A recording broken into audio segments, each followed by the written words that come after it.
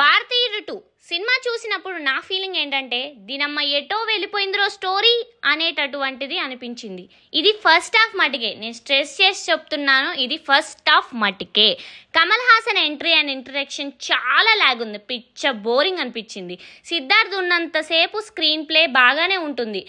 ఎప్పుడైతే మన తాత వచ్చాడో స్టార్ట్ బోరింగ్, నీరసం వచ్చేసింది. ఇక ఆ పనికి మాలిన సాంగ్స్, పనికి రాని డైలాగ్లు, లాగ్ క్యారెక్టర్స్, పూర్ డబ్బింగ్, వామో ఒకటా రెండా చెప్పుకుంటూ పోతే 100 బొక్కలు ఉన్నాయి. ఇదంతా ఫస్ట్ హాఫ్ మటుకే, నేను చెప్తున్నా కదా, ఓన్లీ ఫస్ట్ హాఫ్ మటుకే. ఇంటర్వెల్లో బయటకు వెళ్ళిపోవాలి అని అనిపిస్తుంది. ఇంటర్వెల్ తర్వాత అలా కూర్చోబెట్టేశాడు మన శంకర్. అలా లేస్తుంది movie. BGM, dialogues, emotion scenes అన్నీ సెకండ్ హాఫ్లో బాగా వర్కౌట్ అయ్యాయి. మన అనిరుద్ కూడా గట్టిగా లేపాడు మన సెకండ్ హాఫ్ని. ఇంకో మెయిన్ పార్ట్ ఏంటంటే మన భారతీయుడు 2 మూవీ ఇంకో పార్ట్ 3 కూడా ఉంది.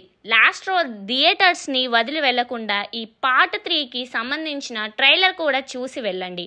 పార్ట్ 2 ట్రైలర్ కన్నా 3 ట్రైలర్ వేరే లెవెల్. Finally comeback Shankar. ఇది ఈ రివ్యూ విషయానికి వచ్చినట్లయితే మీరు ఈ మూవీని చూసారో లేదో కామెంట్ చేసి, బ్యాడ్ రివ్యూస్ వినకుండా మీరు పక్కాగా థియేటర్స్కి వెళ్ళి ఈ మూవీని చూడండి.